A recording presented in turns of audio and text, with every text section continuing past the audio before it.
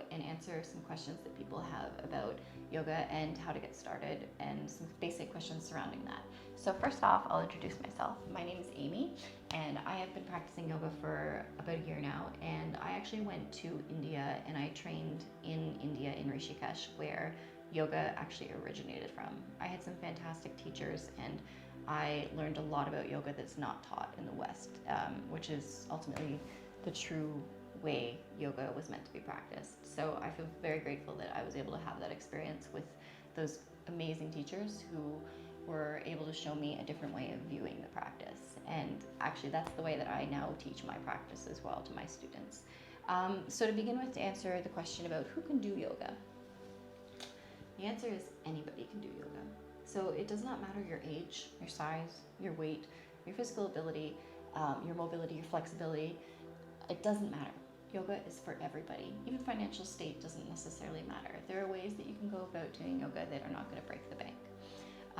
The reason yoga is for everybody is because you listen to your body. You do what your body is capable of doing, and we build from there. So it's not a process that happens overnight where when you come to class, you do one class and the next day you're going to be upside down in a handstand. It doesn't work like that.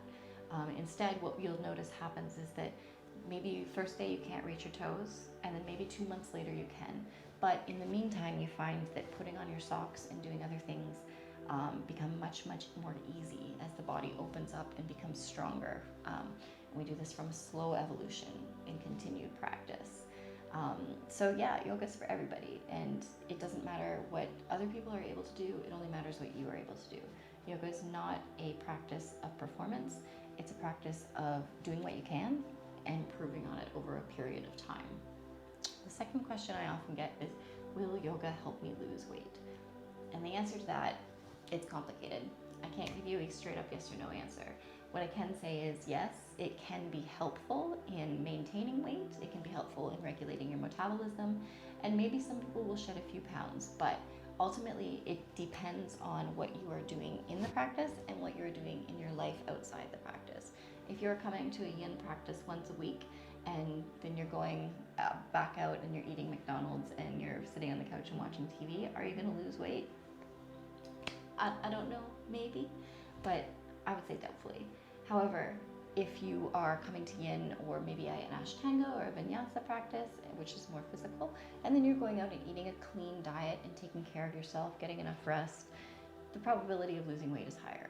But the ultimate goal of yoga is not to lose weight. The goal of yoga is to make the body feel good so that it can conduct its daily tasks with ease, and then in that, maybe when you're beginning to feel better, then you'll feel more comfortable going out and doing more intense activities that will help the weight come off faster. So it's a snowball effect. You start small, you work, you feel better, you start building on top of that. So maybe it can help you lose weight. Also, if you're doing vinyasa, ashtanga, or power yoga, those are really vigorous activities. So you're doing a lot of push-ups, sit-ups, body weight exercises, and it is high intensity. So the probability of losing weight or sculpting, toning the body is higher in that sense. But it's a complicated question. Yes and no. I can't give you a definitive answer on that. The next question that I get asked about a lot is, what would I need to get started to do yoga? And honestly, I'm going to be straight up with you. Sometimes the commercialization of yoga makes me a little bit crazy, because you don't have to have yoga pants. You don't have to have a high-end mat. You don't have to go to a studio. You don't have to do all of these things that marketing tries to tell you you need to do with yoga. All you need to practice yoga is you, your breath, and a space that maybe you can put your feet out and lay down. Maybe the hands can come out to the side and reach above the head when you're standing. That's ultimately all you need. People have been known to practice yoga in jail cells, and they have very limited resources there. So don't get too caught up on having to buy things. That said, there are a few things that can be really helpful, but again, completely optional. One of the things that is helpful in the practice is having like a yoga mat. And there's two reasons that I can see for having a yoga mat. Is number one, if you're in poses where the hands and feet are on the ground, it helps from slipping. so that you're not sliding around or anything like that. So in that sense, it's really beneficial. The other part that can be really helpful with the yoga mat is that if you find it really uncomfortable to sit on the ground or lay on the ground because it's too hard, sometimes you can get a thicker padded mat, and it just adds a little bit of extra padding so it's more comfortable to be in the position on the floor. Yeah, yoga mats are great. I'm sitting on pillow. This is just one I had around the house. You don't need anything fancy. Sometimes bolster pillows, which are the long round ones, can be really good. I will be getting into another video about equipment at a later date, but I'm just giving you a quick overview right now. Some other things that can be helpful in terms of if you are not able to access the pose, like say for example you want to touch your toes and you're not quite there yet and you're really struggling to stay upwards while you're reaching, straps can be beneficial. Sometimes yoga blocks, what they do is they just bring the floor up to you if you can't get to the floor. Again, they're just there to help make the poses more accessible. They're just props. You don't need them. They can be helpful. And if you do decide that you are looking for something, you can feel free to contact me and I can assist you in looking for something that would suit you. But me, I'm simple. I think that yes, they're helpful and I use them from time to time, but they're absolutely not required to practice yoga. The next thing is a lot of people ask about classes. So studios are amazing places.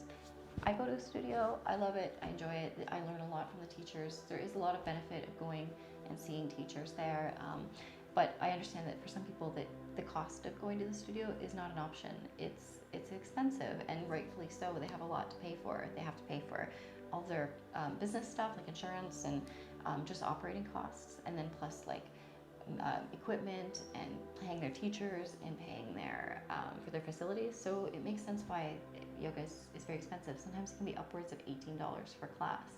However, do you need to go to a studio to practice yoga? No, you can do it from home. One of the things that I do offer in-person classes as well, like private in-person classes where I go to your home and I can construct a program for you. But I also offer private classes online and group classes online. So the way that works is it's through Zoom. And if you need a little bit more information on that, you can contact me and then I can let you know the details of it. But it is possible to do it from home in a room just like this.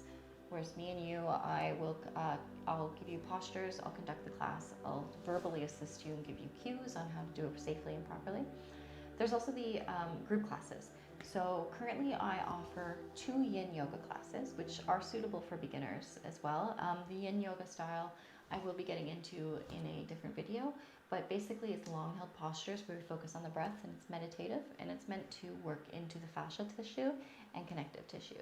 It's great for flexibility and mobility. And as I said, it's great for any level of practice because you just do what you can, what your body allows you to do on that day.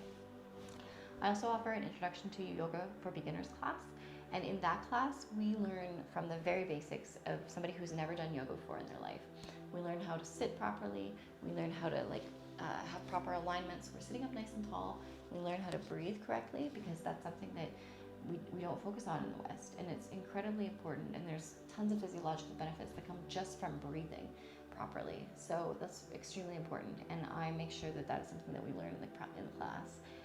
Then we learn how to link breath to movement and some basic postures like down dog, warrior one. So we start with the basics and then we build up to more complicated postures. But it's intended for people who have never done yoga before in their entire life. Then I also offer some power yoga classes. So those ones are meant for, they're 30 minutes of high intensity training.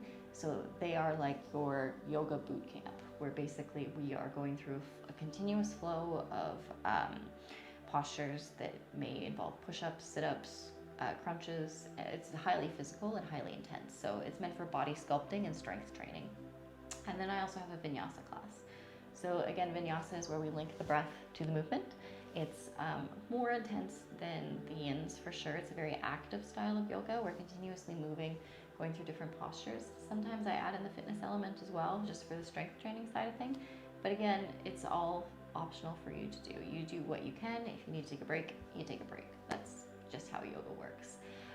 So I do have all of those options available for you. I am continually offering new things, and I'm always open to suggestions if anybody has something that they would like me to provide for you. So that's it for today, and if you have any further questions, please feel free to contact me. I'm more than happy to discuss pricing options and class options with you. My goal is to make yoga affordable and accessible to everybody and available to anyone who may not be able to go to a studio. So that's it for today. Thank you so much for tuning in, and I look forward to talking to you more. Bye-bye.